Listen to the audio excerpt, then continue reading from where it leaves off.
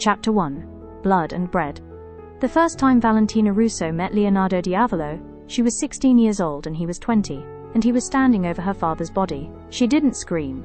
She had grown up in Naples, in the shadow of the Camorra, in a house where screaming never helped anyone.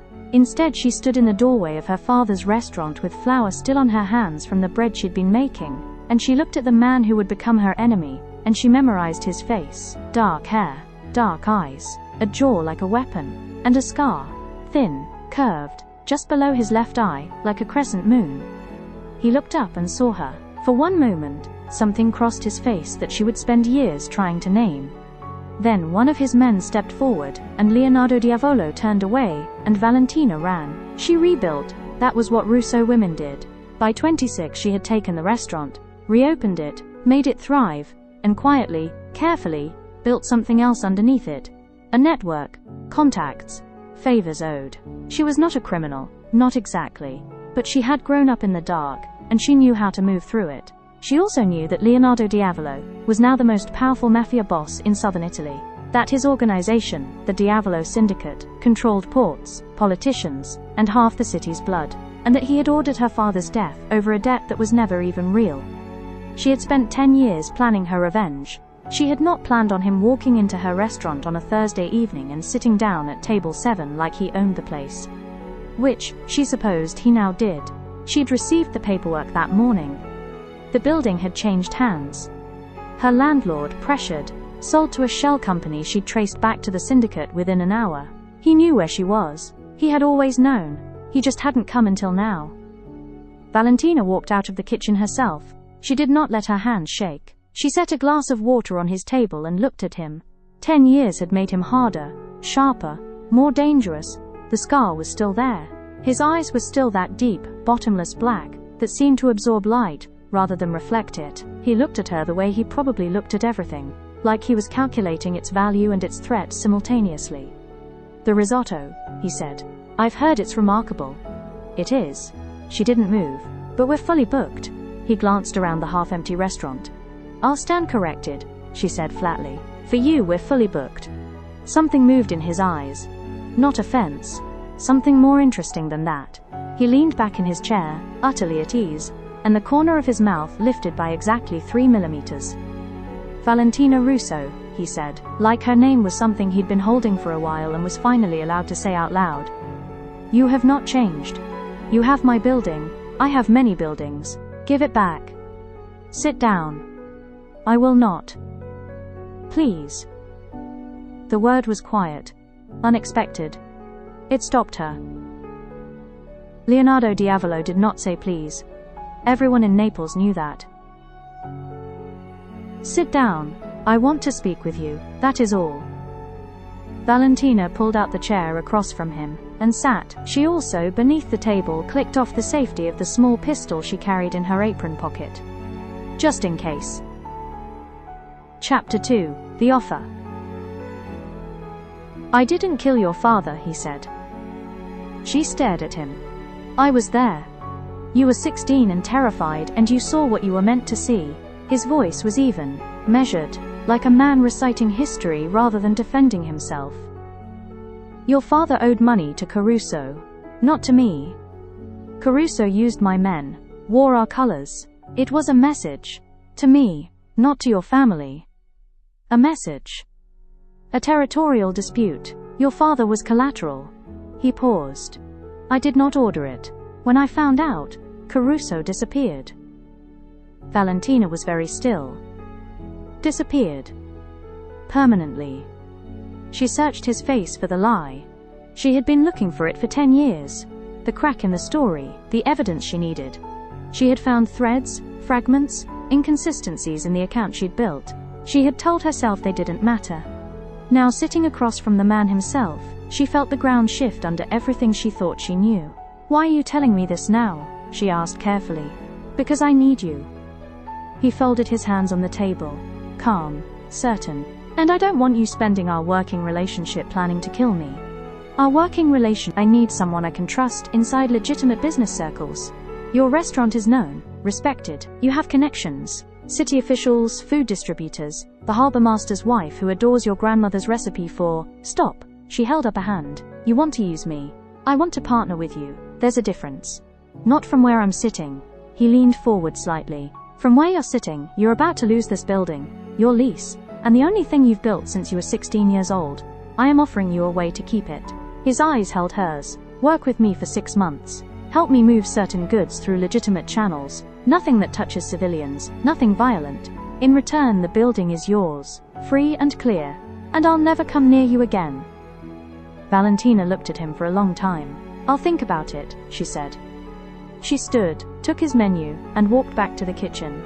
She locked herself in the dry storage room and stood there for 3 full minutes with her hand pressed flat against the wall, waiting for her heartbeat to slow. It took longer than it should have. Chapter 3, Proximity. She said yes. She told herself it was strategic. She told herself she would take what she could learn, document everything, and find a way to dismantle him from the inside. She told herself that the flutter in her chest when he came to the restaurant for their meetings was nothing more than the instinct of prey near a predator. She was a very good liar. Except to herself, in the dark, at 3 in the morning. Leonardo was punctual, precise, and unexpectedly straightforward. He told her what he needed, explained the structure, answered her questions without condescension. When she pushed back on something, a supplier she refused to involve, a route she found too risky, he listened. Not always, not immediately. But he listened. He also started staying for dinner. Not by invitation. He would simply remain after their meetings concluded, and her staff, traitorous, charmed, apparently incapable of saying no to a man with cheekbones like architecture, would bring him food, and he would eat in comfortable silence while she pretended to ignore him from across the room. One evening she sat across from him with her own plate. It was late, the restaurant was empty, and she was too tired to keep pretending she wasn't hungry, and they ate together for the first time. You cook better than you should, he said. I've been cooking since I was 8. Your mother? Grandmother. She set down her fork. She said a woman who could feed people would never be powerless. He was quiet for a moment. She was right. Valentina looked up. He was looking at her food, at the plate she'd made, with an expression she couldn't quite read. Something almost wistful in it. Did you grow up eating well? She asked, surprising herself. He almost smiled. I grew up eating whatever I could steal from market stalls. He picked up his glass. My grandmother didn't cook, she drank. It was the first personal thing he'd ever told her. She felt the weight of it, an offering, small and uncharacteristic. I'm sorry, she said. Don't be. It made me efficient. She looked at this man, this dangerous, careful, impossible man, and felt something she absolutely could not afford to feel. She picked up her fork and looked back at her plate. Eat your food, Diavolo, she said, and from the corner of her eye she saw him smile. Chapter 4. The Ambush. It happened in the 3rd month. She was closing up alone. Her staff had gone home. Leonardo had left an hour earlier, when they came through the back door. 3 men she didn't recognize. Not Syndicate. Someone else's. She didn't freeze. She grabbed the knife block from the counter and threw it. Not at them, just between them, buying herself 2 seconds, and ran for the office. She didn't make it. They caught her in the hallway. Zip ties on her wrists, a bag over her head. She was in a car within 4 minutes of the first man entering her kitchen. She counted turns, memorized time, kept her breathing steady. When the bag came off, she was in a warehouse, and across from her sat a man she recognized from her research. Enzo Cattaneo. A rival boss. Ambitious. Sloppy. You're Diavolo's woman, he said. I'm nobody's woman, she said flatly. He smiled. Tell him that himself. He's going to come for you. And when he does, we'll be ready. Valentina looked around the warehouse. 6 men. 2 exits she could see. 1 she could guess from the draft near the east wall. He's not going to come, she said. He will. We know about your arrangement. He protects what's his. I'm not his. He doesn't know that yet. He came in 40 minutes. Not alone. She hadn't expected that, but also not with an army. 3 men. Fast, quiet, precise. The warehouse lights went out. There were sounds she chose not to examine too closely, and then the zip ties were cut, and someone was pulling her upright in the dark. She knew his hands. She didn't know when she'd learned that, but she did. Are you hurt? His voice, low, right beside her ear. No. She pulled away. Not from fear, from the terrible warmth of it. I had it under control. You were zip-tied in a warehouse. I was assessing the situation. A beat of silence. Of course you were. They moved through the dark, out the east exit she'd identified, into the night air. Into the back of a car. She sat beside him in the back seat, both of them breathing hard, the city moving past the windows, and something cracked open in the careful architecture she'd spent 10 years building. You came, she said, quietly, not an accusation, just the fact of it. Yes. Katenu wanted to use me to draw you out. You should have let him. It would have been strategically smarter. Probably. So why didn't you? The car was very quiet. The city lights moved across his face. That face she had memorized at 16. The face she had hated. The face she had spent months sitting across from, and learning entirely differently than she'd intended. Because it was you, he said simply. Valentina looked out the window. Her jaw was tight. That was stupid, she said. Yes. It could have gotten you killed. Also, yes. Diavolo. Leonardo. His voice was quiet. You've known me for 3 months. Call me by my name. She turned to look at him. The scar below his eye. The black eyes that she now knew were not empty at all. Just guarded. Just careful. Just a man who had learned very young that wanting things was dangerous. Not so different from her. Leonardo, she said. Testing it. The word felt like stepping onto unfamiliar ground. He looked at her with an expression she now knew how to read. She looked back. Neither of them said anything else. Chapter 5. Enemies no more. She kissed him first. She would maintain, for the rest of her life, that it was a moment of temporary insanity caused by adrenaline. He would maintain, with great amusement, that she had simply run out of reasons not to. They were both right. It was 3 days after the warehouse, in her kitchen at midnight, mid-argument about Catanio's next move. She had been making a point, a good point, a correct point, and he had been infuriatingly calm, and she had said something sharp, and he had looked at her with that expression, and she had simply closed the distance between them before her mind could intervene. He kissed her back immediately, like he'd been waiting, like he'd known. When they broke apart, she pointed a finger at his chest and said, "This changes nothing." "Of course," he said, in a tone that said the opposite. "I still don't trust you. Healthy. And I'm still going to tell you when you're wrong. I would expect nothing less." She glared at him. He looked back at her with those dark eyes that she now found completely, inconveniently beautiful. "You're the most aggravating person I've ever met," she told him. "You've met Kimura bosses. You're worse." He reached up and tucked a strand of hair behind her ear. Gentle, deliberate, and said, "Valentina, I've been watching you rebuild for 10 years. She stilled. "I should have come sooner," he said quietly. "I should have told you the truth sooner. I was." He stopped. Leonardo Diavolo, who was never uncertain, was uncertain. "I was afraid of what you'd do with it." "What did you think I'd do?" "I thought you'd leave." His voice was even, but his eyes were not. "And I wasn't ready for that." Valentina stood in her kitchen. The kitchen her grandmother had taught her in. The kitchen she'd rebuilt from nothing. The kitchen that had become her armor and her home. And looked at this man who had been her enemy, and was becoming something far more frightening. "I'm not going anywhere," she said quietly. He exhaled, a small sound, like something releasing. She took his hand and held it, and neither of them said anything else for a long time. Chapter 6. Diavolo's weakness. Cateno made his move 2 weeks later. He went public. Photographs. Allegations. A manufactured story that connected the Russo restaurant to syndicate money laundering. It ran in 3 papers simultaneously. By morning, Valentina's phone was ringing with calls from city officials, suppliers, journalists. By afternoon, 2 health inspectors showed up unannounced. She handled it. That was what she did.